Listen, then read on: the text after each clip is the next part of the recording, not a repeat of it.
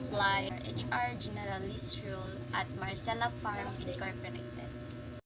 With 1 years of HR experience in Marcella Farm Incorporated, then I'm passionate about fostering positive work in the environment.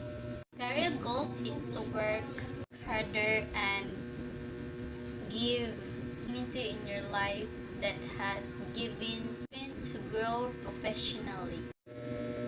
Then I love to contribute my skills to develop or give positive in company to grow eager. So I prioritize based on urgency or importance. So I stay calm and focus on situation and takes a break.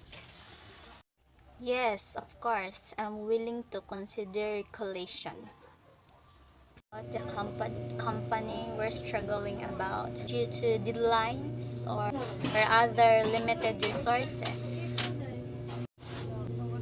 So I'm seeking new challenges and opportunity for growth. Then I build the relationship through communication and collaboration.